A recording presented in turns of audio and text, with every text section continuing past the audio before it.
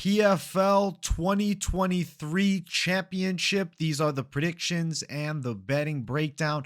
Looking forward to talking about the matchups on this card. So make sure you guys smash that like button. If you're new to the channel, subscribe. Turn the post notifications on and make sure to share the video as well. And also note, I will be live for the entire PFL 2023 championship card Friday, 6 p.m. Eastern time. Do not miss the fight, companion. And let's get into it. Starting it off, we have Bubba Jenkins versus Chris Wade 3. The trilogy between these two guys that seem to just be very evenly matched. Wade is going to want to be striking, but he can definitely scramble on the ground and give Bubba Jenkins some difficulty. I mean, he has a win over Bubba. Last time, he got controlled and out-grappled. I think this time, Chris Wade is going to get it done, and I see him beating Bubba Jenkins. Now, very much a coin flip type of fight. I'd say these guys are extremely evenly matched. That's why they're fighting for a third time here on this PFL card. It's not a championship fight. It's not a tournament final. This right here is a, next year's contender type fight to see, I guess, who's going to have the upper hand heading into the season where these guys could end up meeting again. I think Chris Wade is going to scramble well on the ground and have a bit of striking success here against Bubba Jenkins. Ultimately, I think it's going to be close between both these guys, with Jenkins looking to bring that pressure wrestling game again. I think that Wade this time out is going to be better prepared for it and able to avenge his recent loss to Bubba Jenkins. Granted, he beat him the first time they fought. So we've seen both guys find success against one another, and we know the big X factor is, can Bubba Jenkins control from top here with Chris Wade, which I don't think is an easy thing to do. Wade is pretty scrambly on the ground, and it's not like he can't wrestle and defend grappling and reverse positions in his own right fairly well too. And then add into the more dangerous striking game, I got to go towards the side of Wade. He is coming off of a loss to Gabriel Alves Braga, who's fighting in the finals. And then on the other side, Bubba Jenkins coming off a loss to Pinedo, who's also fighting in the finals. So this right here is essentially the third place fight. In all honesty, it's just, to me, we've seen it twice before. I just have a feeling this third time, Chris Wade's going to be able to do it and he'll win the series. But like with PFL, we might see these guys fighting again next season. Odds are Chris Wade as a slight dog at plus 150. Jenkins at minus 175. I got to go towards the slight dog side. I got to pick Wade. I think he's a little more dangerous in the stand-up. If he can scramble, he can maybe do some damage here. But I'm still saying we're going long, probably going over. But I'm not crazy about the bet on it, because what if Wade lands like a money knee, knocks Jenkins out? More likely Wade for a knockout finish than Jenkins for a knockout finish. Wade by decision is plus 265. And then Jenkins by decision only plus 110. I'm not saying to go do it, but like plus 265 for a decision over a plus 110. When in all honesty, I think that this fight is more of a pick'ems matchup with, the opening lines being near pick'ems. Wade was a slight favorite at open. Now he's a dog because Jenkins was popular. I think there's like some potential recency bias with the wrestling and just overall favoring the wrestling attack, which is why a lot of money's come down on his side. I think Chris Wade can stop takedowns, even get on top too and do damage, and he's going to win a hard-fought decision. I'm going Chris Wade to start it off here.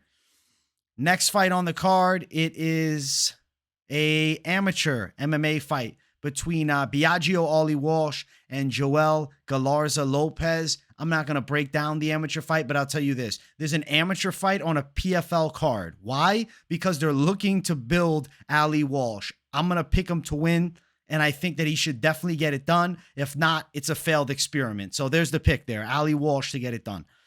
And then next fight on the card, it is our featured prelim of the night, but it's actually a championship fight. Jesus Pinedo versus Gabriel Alves Braga 2. I love this rematch because both of these guys are absolute killers right now. If you look at the recent loss for Pinedo, it's a split with Gabriel Alves Braga. I'll tell you this. I was flip-flopping a bit when I was doing the film study, and something is telling me Braga by knockout. He said something interesting too in a recent interview. He said, I'm preparing specifically for Pinedo now, and I'm coming to knock him out in the first round. I think the knockout will be live throughout the whole fight, specifically the first two. Something about Braga that I find very good is the fact that he absolutely rips kicks to the legs. And that's something in the first fight that Pinedo did struggle a bit with. Now, when we got into the third round, Pinedo was having a bit of striking success with multi-shot combinations in the close range and even putting Braga on his back. I do think Pinedo is going to look to mix in wrestling a little bit more here in this fight, but unfortunately, I don't think he has the top control to seriously make a mark on this matchup with Braga and like cause significant fatigue where I think it's going to really overtake the striking game of Braga, which is power in the hands, quality pressure and patience, much beyond a 25-year-old. But I believe that's because his father, Braga's father, was a pro MMA fighter.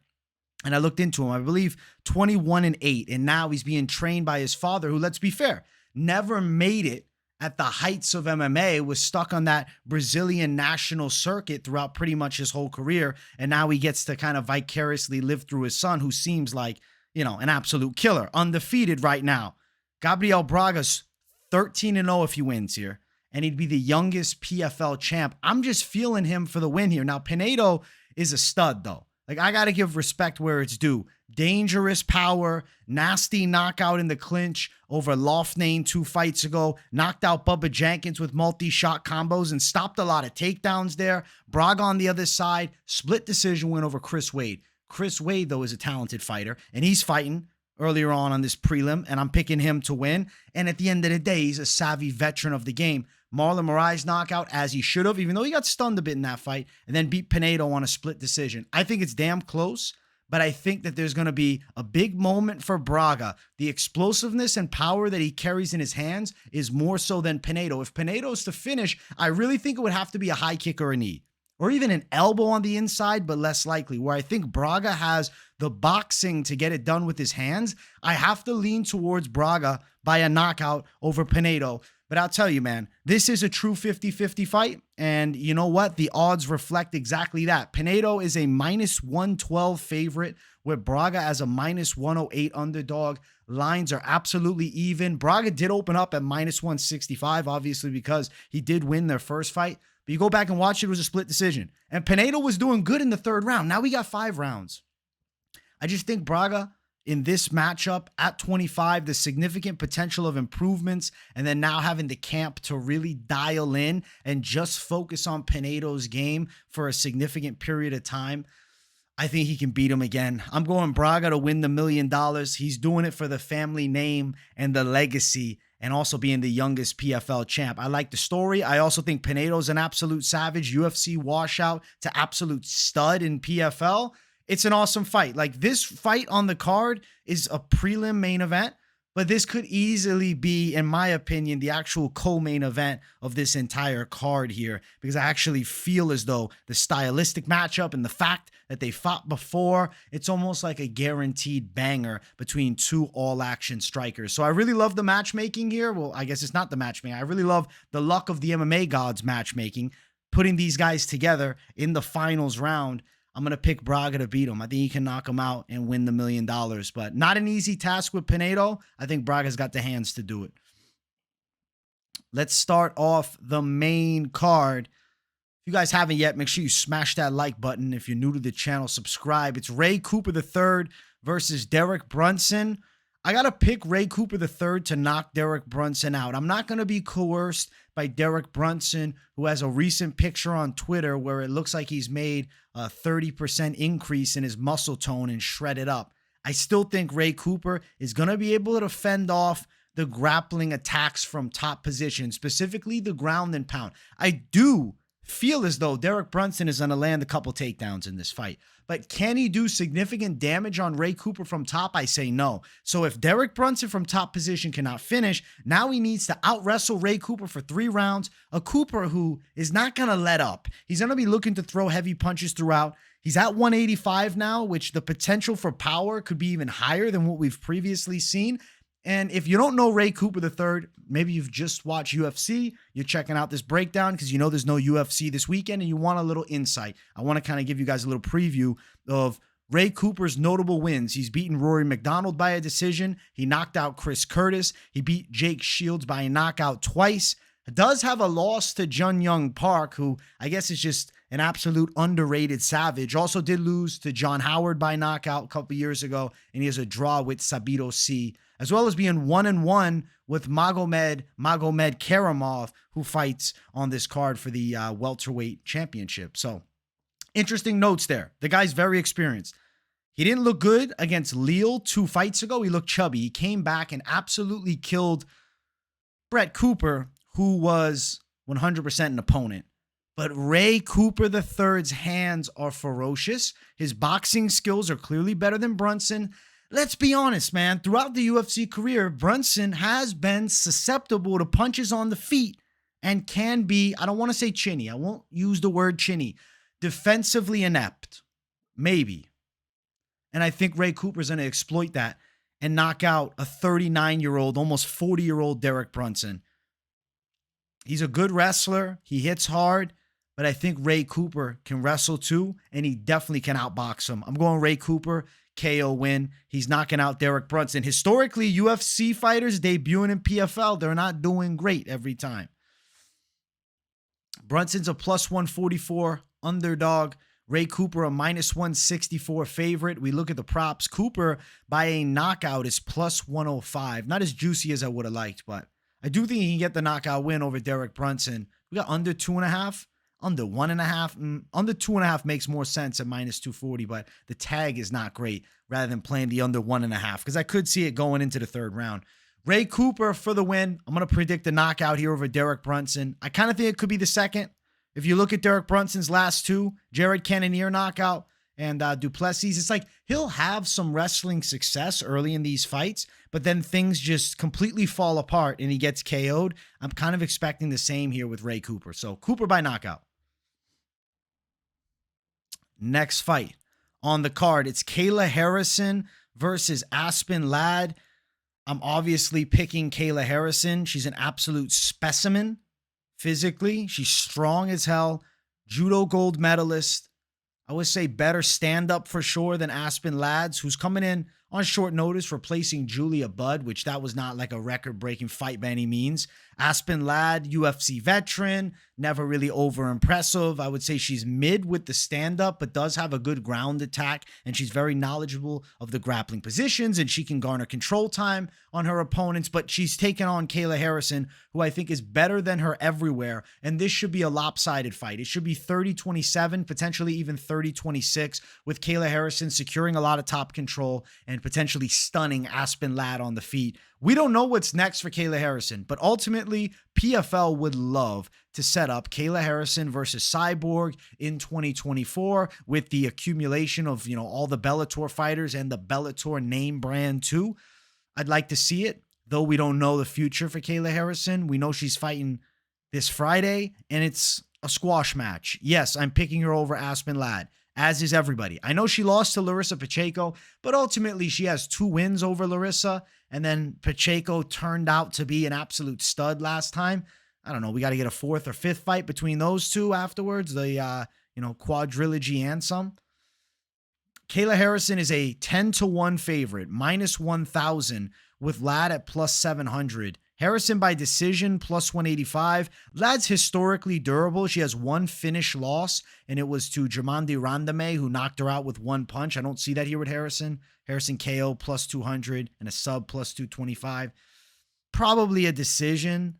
Over 2.5 is plus 130. I think there's a real chance we go longer, but I wouldn't want to bet on it going longer with me having my reliance being on Aspen Ladd's durability against Kayla Harrison, who I think is a level above. So Kayla Harrison, picking her to win. She's a 10-1 favorite. There's really no betting side to it, unfortunately. Next fight on the card is Impa Kasanganay versus Josh Silveira.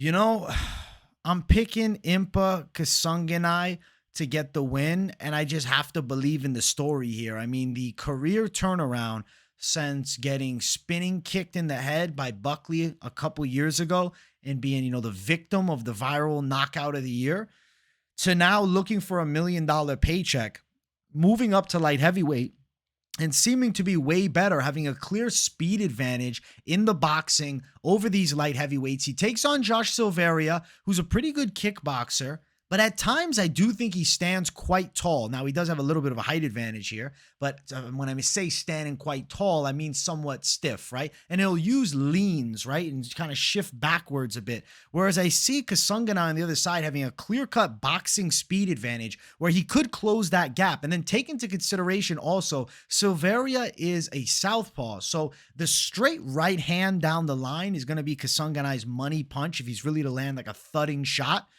The reach is identical, even though Silveira a little bit taller. Kasanganay clearly faster, the better boxer. The way that Silveira wins this fight is employing, I think, a pressure-based clinch, Muay Thai striking, dirty boxing / grappling fight.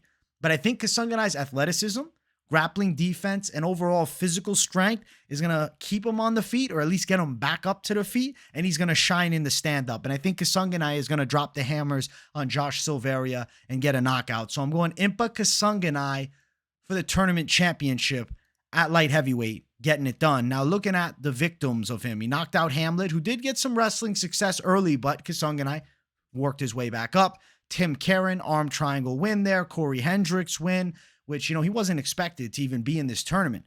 He filled in for the, fighters who tested positive for PEDs, like Rob Wilkinson, Thiago Santos, Christoph Jutko. There's also another name that I'm forgetting. And then Kasanganay got the chance of a lifetime here. And look at it now. He's in the freaking finals.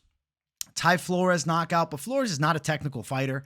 He's a tricky wrestling brawler. Delan Monte was an injury, but I think he would have won the fight anyways. Sam Kai, 8-6, bro. He's 8-6. And then Omari Akhmedov beat him a year and 3 months ago. I think Kasanganay can knock him out. Akhmedov had too much striking success for me to think that Kasanganay is not going to drop hands on him. So Kasanganay to get the win is -170 with Silveira at +145. Looking at Kasanganay to win by knockout, it sits at +165. I do think he gets the KO. Over 1.5 is scary in this fight, or under.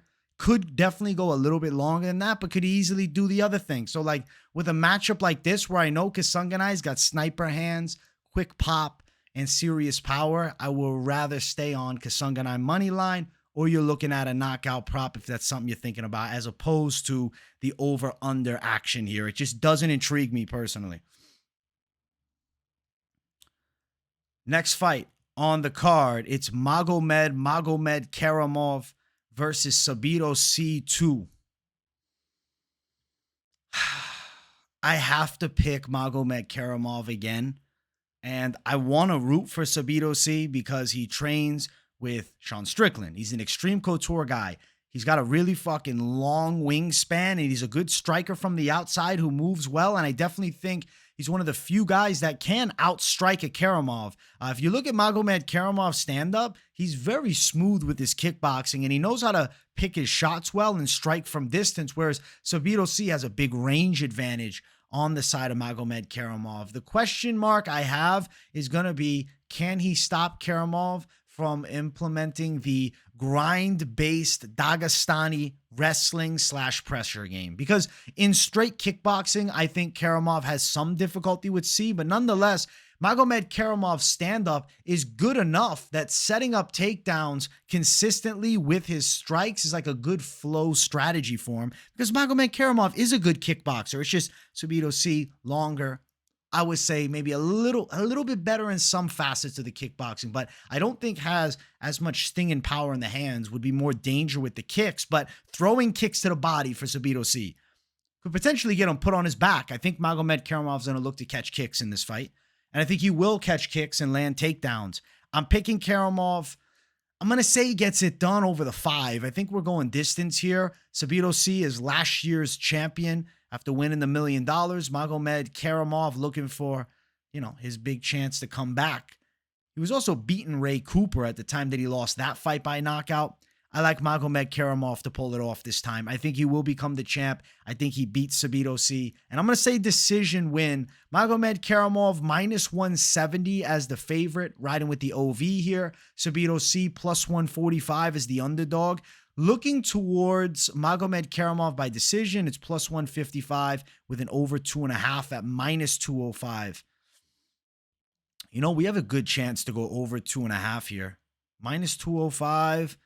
it makes a lot of sense to me going long in this fight. I'm going to say it ends up going distance. Now, I wouldn't go throw everything down on fight goes distance at minus 160. Not saying that. But I do think Magomedkerimov gets it done on the cards. I expect a calculated game plan from him. Yeah, plus 155. Calculated game plan from Magomedkerimov where he uses his striking to close the gap, get control of Sadibou Sy, and end up getting a victory on the judges' scorecards, man. We're going to ride with him. Beat Renfro by decision last time. David Zawada by knockout before that. Ben Egle before that fight. And then Sadibou Sy on the other side. Carlos Leal, who turned out to be a savage. I mean, Leal's got a win over Ray Cooper. And having a split decision loss as your only loss in PFL to Sadibou Sy, that guy's a kind of a monster, man. Keep an eye on him for next season. Shane Mitchell, the spinning kick was epic. And then Al Siwa knockout there. Sadibou Sy right now, he's doing really well this season, but he hasn't fought Magomedkerimov. And ultimately, I don't think he's going to win. So Magomedkerimov by decision. Larissa Pacheco versus Marina Mokhnatkina. I think I absolutely botched the name, but I'm like 80% sure that's how you say it. I listened to them say it on the commentary. Mokhnatkina. Mokhnatkina. If I'm botching it, we're just going to call her Marina. I'm sorry. That last name, the Russian last name doesn't flow off my Italian tongue easily. I'm picking Larissa Pacheco to win nonetheless, and I think she's going to knock out Marina. I expect the hands of Pacheco to be on fire here. I think multi-shot combinations, big power strikes, and just her kind of looking for blood. I think Pacheco's going to end up coming out hard on Marina, and I think she's going to knock her out in the first 2 rounds. I'm not sold on Marina's game against the Larissa Pacheco at all. I mean, she's got a nice streak going for her here, right, with the wins in PFL, but none of those names are near the level of Pacheco, who has a win over Kayla Harrison now. And if you like dig into Pacheco's career, like she has fought some legit fighters. Like, let's look at Pacheco. Early run, okay? She fought in the UFC way back when she was a kid. 0-2 in the UFC, right? But before she got to the UFC, she has a win over Irene Aldana, which I found very fucking interesting, right? It's a W that people forget about, me included. Lost to Jessica Andrade, who like I sometimes see similarities with. Germandi Randame, like I said, not a bad loss at all. Beat Coral Rosa, who's now in the UFC in her fight after getting cut. Macy Chiasson beat her. Chiasson's top cover in the UFC. And then she's in PFL. Kayla Harrison beat Sarah Kaufman and OG. Obviously takes out like the Olena Kalinsniks, the Jenna Fabians, who are one-dimensional, Amber Layrock, who had no shot with her, and then Kalinsnik in 14 seconds again. I think that the side of Larissa Pacheco is confident. She's on fire. She's reached her prime. She's a monster. This is like a very high-level girl in Pacheco here at women's 145, who I think would be dangerous for any female in the top 10 of any organization, or even top 5, could be top 4. Versus Marina Mokhnatkina, who I just don't feel is all that great. I think she's okay. Her stand-up is okay. Her wrestling is decent. She can time takedowns, but she like doesn't have the game put together like Pacheco by any means. Pacheco is a minus 900 favorite to Marina at plus 600. And then Pacheco to win by knockout is minus 150. I do think she's getting a KO here. I think she's getting a knockout. We might go under 1.5 at plus 155. I think there's live. I have to pick one. I'll go under. I'm going to say Pacheco puts hands on her. But note that Marina hasn't been finished and, absolutely botched her last name. And if she wins the damn championship, well, I'll make sure to say it properly. Pacheco for the W by knockout.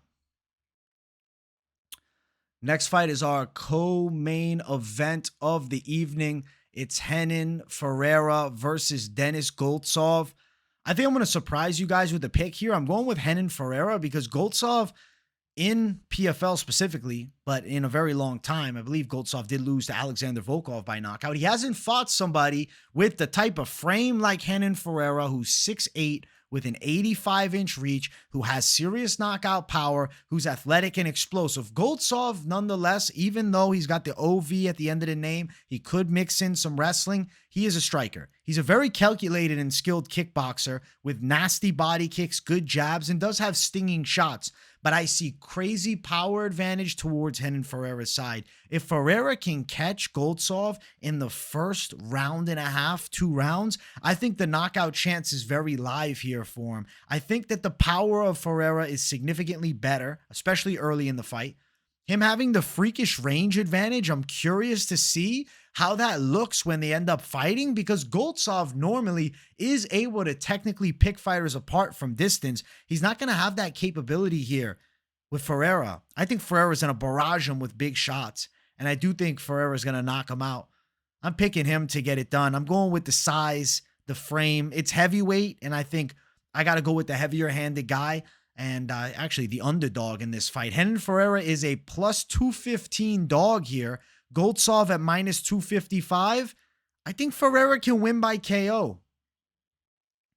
Goltsov to win by decision is plus 750. Interesting. Ferreira by KO, only plus 225. You're better off just money lining him. That makes no sense to me. I think that Ferreira is going to get the knockout. You look at the past couple for Ferreira.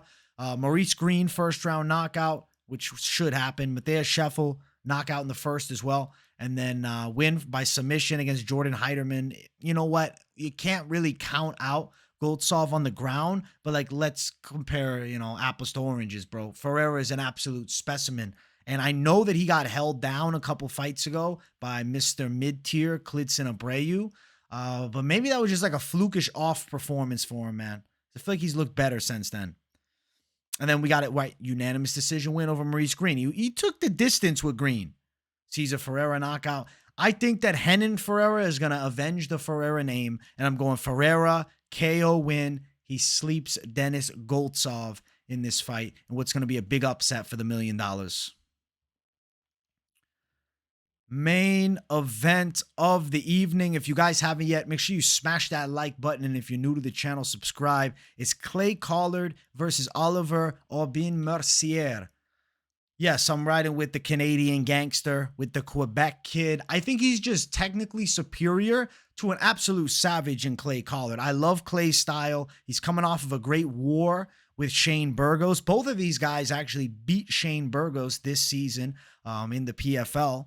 And that's impressive, right? Because Shane Burgos was coming in as the ex-UFC guy, having the hype on him, had some great scraps in the UFC, and takes, 2 L's to these guys who end up in the finals against one another. Oliver Aubin-Mercier, he's a technical kickboxer who fights from the southpaw stance, but definitely is a well-rounded MMA fighter, and he knows when to close the gap and mix in the grappling, which I think is a key factor here, because Clay Collard, he can strike all night, and he is willing to bang in the striking too. He has a pro boxing background. He's got a lot of wins in pro boxing. It translates well to MMA. He has knockout power. He has big shot combinations in close. He's willing to take shots to land shots.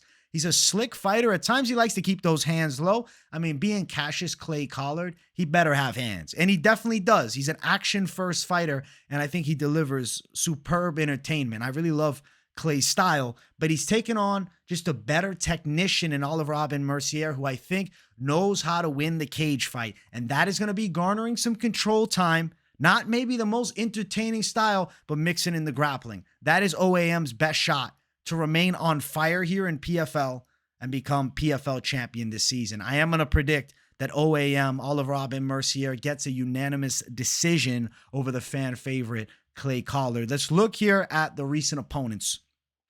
Bruno Miranda win, knockout. This is what we're starting to see, though. It's like OAM can knock people out. Knocking out Collard, though, tall task. Anthony Romero KO, 12-1 guy, impressive record there. Shane Burgos win, beating Shane, like I said, UFC vet. Both of them coming with wins over Shane. Last time for Clay, it was a win over Shane Burgos. Stevie Ray, a knockout win. And Ray's a tricky guy to deal with because he brings in the grappling pressure. OAM fought him in the finals last year and was able to beat him, but got taken down a bit.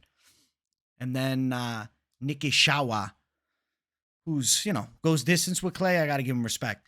I'm going to say OAM by a decision. Over the 5 rounds, he gets it done on the scorecards. OAM is a minus 250 favorite here. Clay Collard at plus 210 as the underdog. Because there's $1 million on the line, if Oliver Aubin-Mercier has a positional control spot, I will assume that he would be less likely to risk shooting for a submission as opposed to controlling position because there's a ton at stake. Unless it's like an absolute lock to grab a sub in, which ain't going to be easy to do here with Collar. What's OAM by sub, out of curiosity? It's only plus 250. That sucks. I'm thinking it would be plus 400 or something. OAM by decision, plus 175. I don't like it. Like, I have a weird feeling on sub, but that's not my official prediction. It's just plus 250 sucks for that. Knockout, very much more so on the unlikely side at plus 425. If Collar KO'd him, that'd be crazy. It's plus 600. Over 2.5, minus 150. If you get plus 250 on over 2.5, I say yes, absolutely. If you see plus money on that over 2.5, it's an absolutely. I'm going to say we go long. I'm going to say OAM on the judge's decision, guys. I think he gets it on the scorecards here in this main event. And we're going to find out, man. PFL bringing some absolute heat. And I'm not actually done just yet. I want to do one more segment. I want to bring up the parlays to play. So let me bring them up for you right now. Let's check out these parlays. So what am I thinking as far as confidence, value, and everything in between here with this PFL card? Who do I want to put on my slate? All right. Let's see here. Am I thinking the under in this fight? It's not even available. That sucks. Well, Larissa Pacheco, yes, I think she definitely wins. I really am feeling OAM at the top. Ray Cooper here, plus 159. Close money with Braga, plus 419. Do I want to really go risk Mr. Risk It USA, bro? I don't, but I'm going to do it for the sake of this. Plus 1223. Pacheco, Oliver Aubin-Mercier, Ray Cooper, Gabriel Braga, and Chris Wade. So everything's going to be relying on the damn prelim with Chris Wade. Holy shit. Now, the odds are a little wide for some of these picks here. And then as far as like the underdogs, like a big dog like Ferreira, if you want to like add steam to a parlay, sure. But if you're going for like, yo, I want the highest likelihood of success type of thing, I think that's where you find yourself in like hell or hot water with that. What's these two? Pacheco and Harrison together. I'm looking at minus 300. Who do I want to put it with? Do I go OAM at the top? Minus 116, leave it all to the main event. Or you go earlier with Ray Cooper, who's got a knockout chance, and you go both plus 199. Impa Kasanganay, I think's got a good shot. Let's remove these few. Pacheco, Harrison, Kasanganay, plus 114. It makes a lot of sense to me. And then Ferreira in it. Now you got plus 574. I'm not crazy about going nuts with the parlays. Like if you want to look for, some savagery and throw some steam as something at big plus money because you're just feeling that type of way. We got plus 4,394. Not recommending this at all. I wasn't even going to initially do a parlay segment, but I said I got to do the parlays for the people pre-weighing. So we got it right here. Parlay segment included. Listen, bet intelligently if you are betting. If you're not, just enjoy the fights because we got absolute bangers throughout this card. I actually think you guys are genuinely going to enjoy it. So make sure you tune into the Fight Companion. I'll be live for this PFL championship card. If you're wondering, yo, AJ, why didn't you cover the first two fights of the night?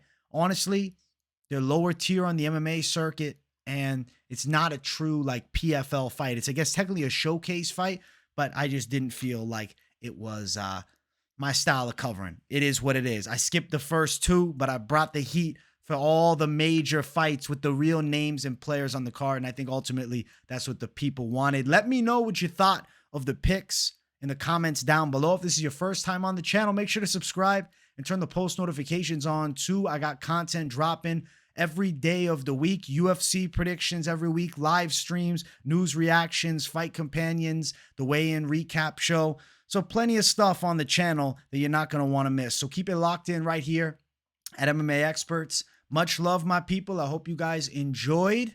I appreciate every one of you. If you got nothing to say in the comments too, if you just want to boost the algorithm for your boy, drop a W in the chat. Thank you guys for watching, and I'll see you all in the next one. Peace, everybody, and happy Thanksgiving.